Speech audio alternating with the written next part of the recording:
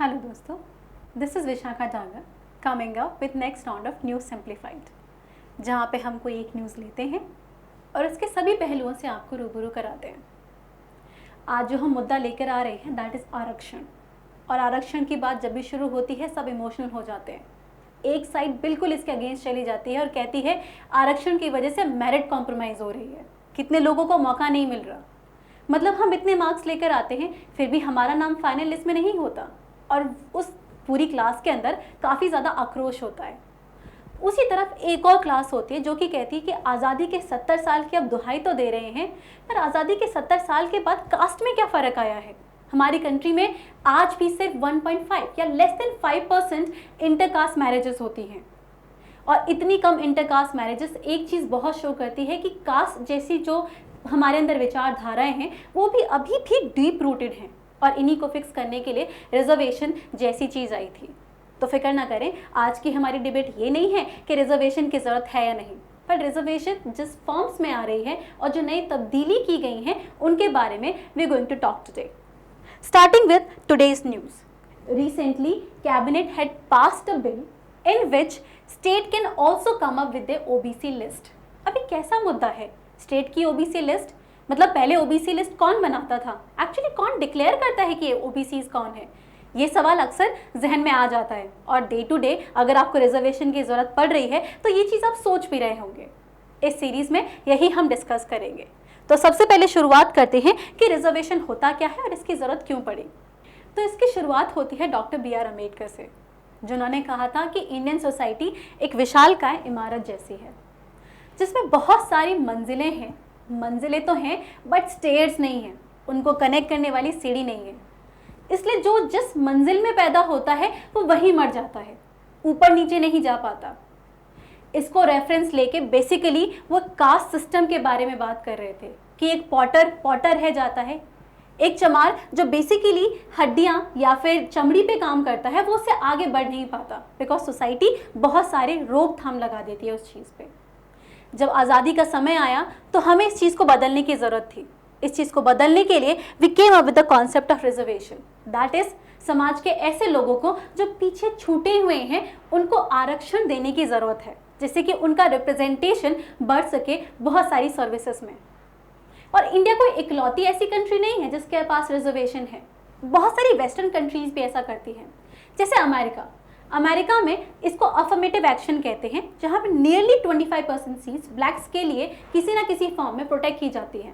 That means अगर आपको कोई गवर्नमेंट सर्विस चाहिए या कॉन्ट्रैक्ट चाहिए तो गवर्नमेंट डिमांड करेगी कि आपकी कंपनी में 25% रिजर्वेशन क्या ब्लैक्स का है।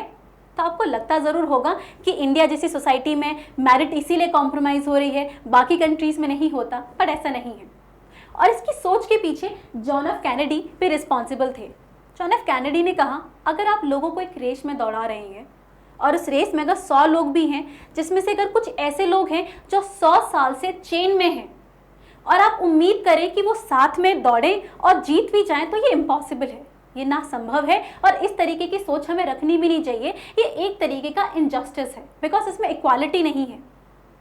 संविधान ने इस चीज़ को ध्यान रखा। आर्टिकल 14 ऑफ द कॉन्स्टिट्यूशन बोलता है you can treat like but आप अनलाइक्स को लाइक नहीं ट्रीट कर सकते। अगर सबके पास इनकम एक जैसी है, अगर आप उनको एक जैसी इज्जत दोगे तो ठीक है। अब मैं इसका आपको बहुत अच्छा एग्जांपल देती हूँ।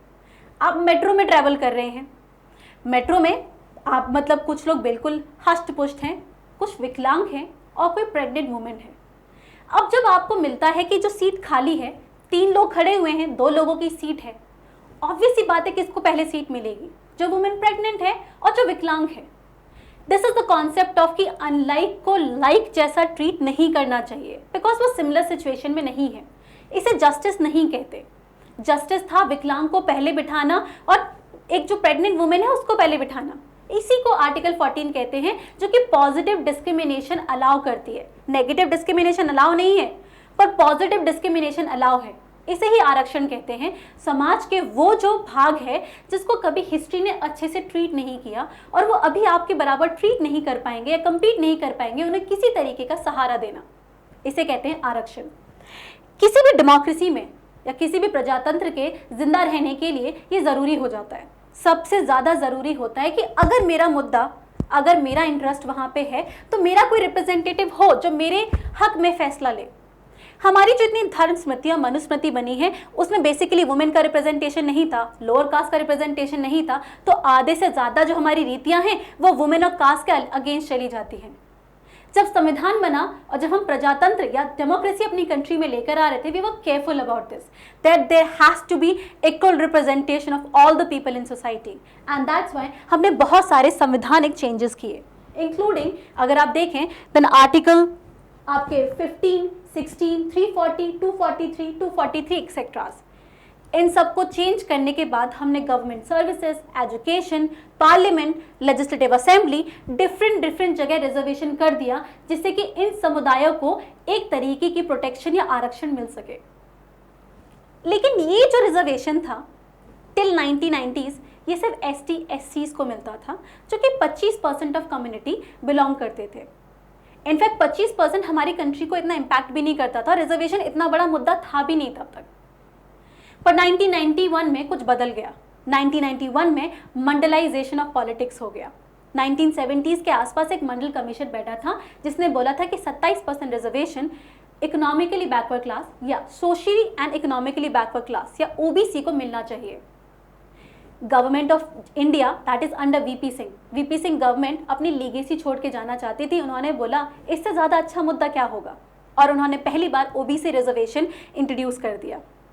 ये मुद्दा सुप्रीम कोर्ट तक पहुंचा। सुप्रीम कोर्ट में इंदिरा साहनी केस में इसको अपहोल्ड कर दिया, बट विद अ ट्विक कि सिर्फ 27% होगा, ओवरऑल रिजर्वेशन 50% क्रॉस नहीं करेगा, और क्रीमी लेयर को रिप्रेजेंटेशन नहीं होगी, और सिर्फ इकोनॉमिक क्राइटेरिया नहीं होगा। इन 4 चीज़ों के साथ इंदिरा साहनी केस ने इसको अप्रूव कर दिया। एवर सिंस देन हमारी जो पॉलिटिक्स है वो मंडलाइज हो चुकी है, दैट मीन्स OBCs को रिजर्वेशन मिल चुका है। अब कहानी सिर्फ यहाँ ख़त्म नहीं होती। जब ये आया था तो गवर्नमेंट ऑफ इंडिया ने दोनों को अधिकार दिए थे कि स्टेट अपनी OBC लिस्ट निकाल सकती है और सेंटर अपनी। एंड आप इसका एग्जाम्पल देख भी सकते हैं। आपको पता है जाट को OBC रिजर्वेशन मिल रखा है, बट वो नेशनल लेवल पे नहीं है, उनको स्टेट वाइज मिलता है।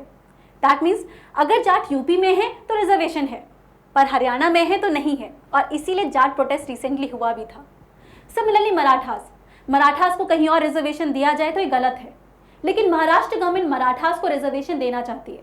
तो ये जो स्टेट वाइज लिस्ट होती है ये 2018 से पहले पॉसिबल था, पर 2018 में 102nd कॉन्स्टिट्यूशनल अमेंडमेंट एक्ट आया, 102 संवैधानिक चेंजेस, जिसके तहत आर्टिकल 338 भी डाला गया, national commission for backward class लाया गया, और ये जो OBC लिस्ट निकालने की जिम्मेदारी है वो इस कमीशन और प्रेसिडेंट के पास चली गई। आसान शब्दों में समझाऊं, आसान शब्दों में बोलूं तो यूनियन गवर्नमेंट के पास से रिस्पॉन्सिबिलिटी चली गई और स्टेट से उसके अधिकार छीन लिए गए।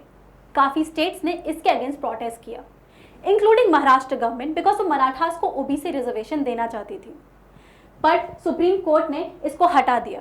रिसेंटली जजमेंट आई जो मराठा रिजर्वेशन केस में सुप्रीम कोर्ट सेट कि नहीं, अभी यूनियन गवर्नमेंट के पास ही ये पावर है। सेंट्रल गवर्नमेंट ने बोला पर हमें कोई प्रॉब्लम नहीं है, आप दिला दीजिए, आप एक बार अपनी जजमेंट के बारे में दोबारा सोचिए, पर सुप्रीम कोर्ट इसमें नहीं माने। तो सेंट्रल गवर्नमेंट ने बोला लेजिस्लेटिव पावर तो हमारे पास भी है, आप हमसे छीन नहीं सकते, हम लॉ पास कर देंगे। तो आज की ये न्यूज़ उसी मुद्दे पे है। ये जो न्यूज़ बेसिकली यही बता रही है, सुप्रीम कोर्ट ने जब मना कर दिया तो सेंट्रल गवर्नमेंट ने आके डिसाइड किया कि लेट्स पास अ लॉ, और स्टेट को जो उसका अधिकार है वो वापस दे दिया जाए। अगर महाराष्ट्र गवर्नमेंट चाहती है तो इसके बाद वो मराठास को वापस रिजर्वेशन दे सकती है। Now that is for all, this was for all news simplified. अगर आपको हमारा सेशन पसंद आया तो हमें लाइक करें, सब्सक्राइब करें, हमें ज्वाइन करें, because we are present on various social media platforms just to help you. Thank you so much.